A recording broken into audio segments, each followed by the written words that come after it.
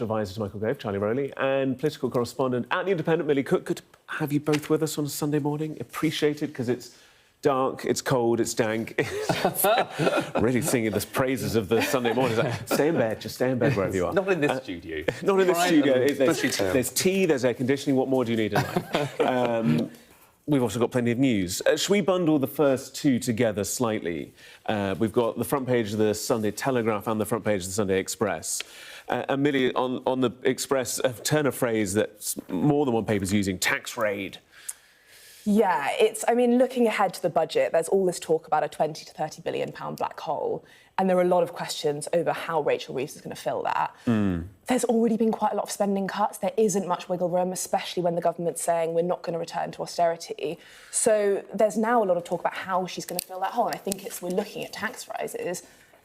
Given they've ruled out rises in VAT, income tax, national insurance, their manifesto, there's now sort of question marks over how they do it. So I think one option, as the Express has got, is looking at pensions. There's also the Sunday Telegraph's talking about taxing the rich, so looking at sort of a wealth tax maybe, or taxes on properties or inheritance, or pensions again.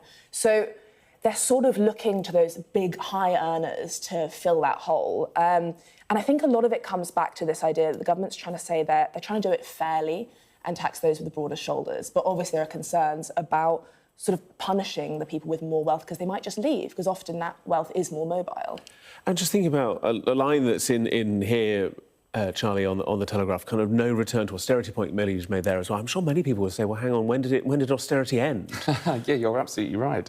And with the reluctance to look for maybe public spending cuts, efficiency savings, some could argue as they tend to be, then there's no other choice really for the Chancellor other than to borrow more. That's been ruled, I think, out just because of the cost of borrowing and the accumulation of debt. So it's got to be some tax rises from somewhere. And when you've already ruled out, or had previously ruled out, no increase in national insurance contributions, VAT or income tax, when you've already said we're not going to increase taxes on working people, the question around who is a working person will resurface, because if it is a tax on your pensions, if it's a tax on your savings, if it's a tax on something you want to save to pass on to your kids in the future and the generations after you, then that is a tax on working people. So it's a really difficult position that the government have sort of got itself into and backed itself into this corner. I mean, I think, for what it's worth, Rachel Reeves will have to go for a big tax increase, that's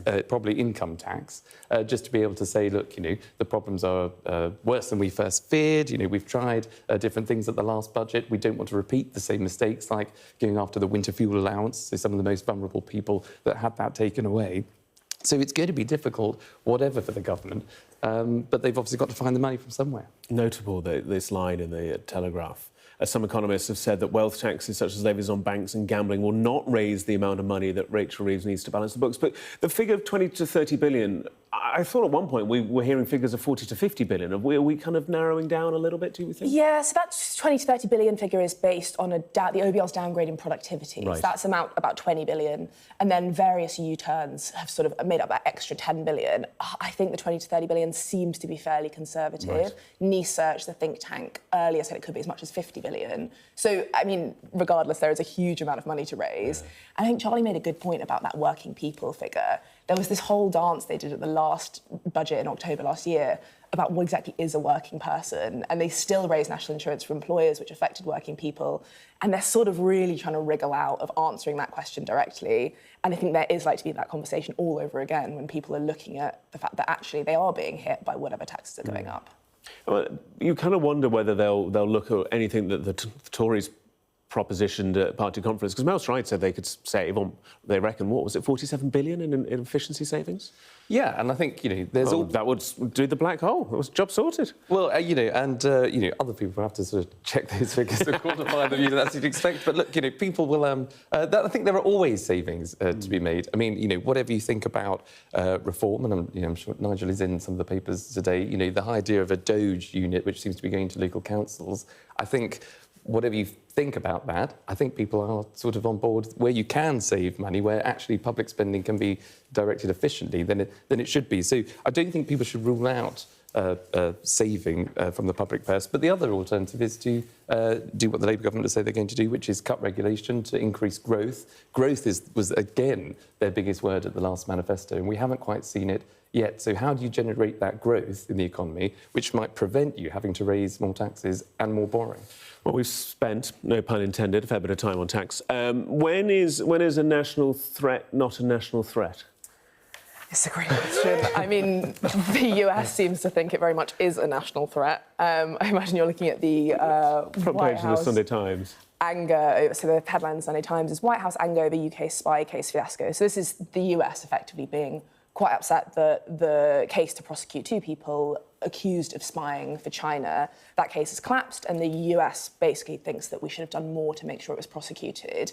The case collapsed because the UK didn't designate China as a threat during that trial, and there was supposedly a dossier that we didn't hand over to prosecutors saying that China is a threat. Labour has blamed the previous government, saying that China wasn't designated as a threat, so they couldn't do it because at the time of the alleged offences, China wasn't that threat. But the US is basically saying, how can we be sharing intelligence with a country that isn't prosecuting people for supposedly spying? It's a really tricky one because obviously the UK prides itself on that special relationship with the US. Starmer's worked really hard to build up that link with Trump and to sort of get him on side. And if we've got a White House source speaking so openly and raising questions about that special relationship and whether or not they can continue to share intelligence with the UK, it really doesn't bode well for that relationship. And it's also really embarrassing if the government can't be trusted to make sure that it protects British national security.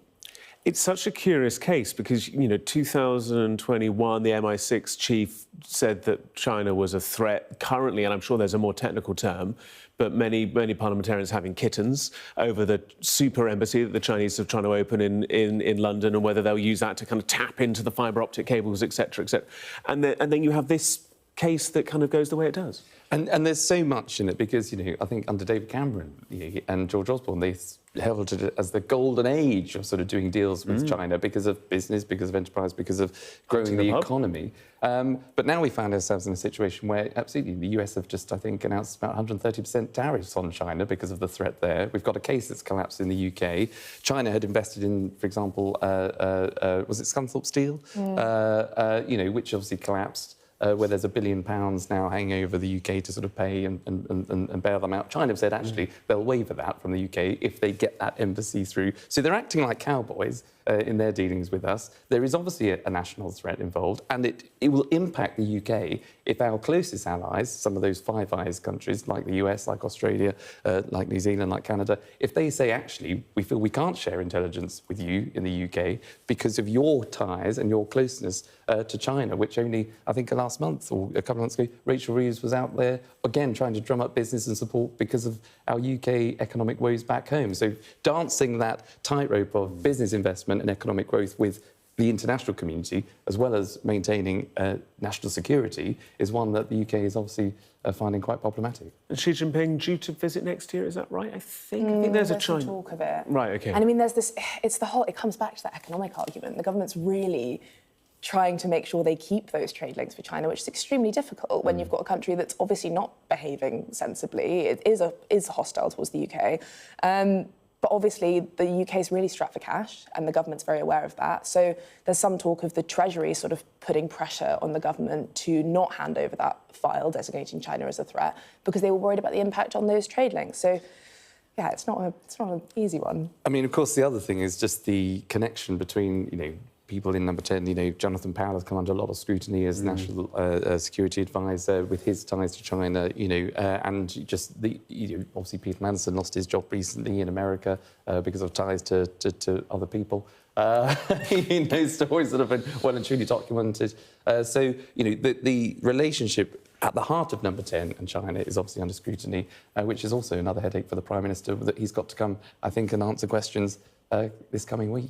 Yes, it's fairly unenviable to balance the relationship between both Donald Trump and Xi Jinping. I don't envy Sir Keir Starmer at all. I would ask you to talk to me about hate preachers, but I'd have to ask you to do it in 15 seconds. So I'm not going to. Okay. We'll save that for the next hour. But we appreciate you both coming in. Plenty more of the papers to come here on Sky News Breakfast.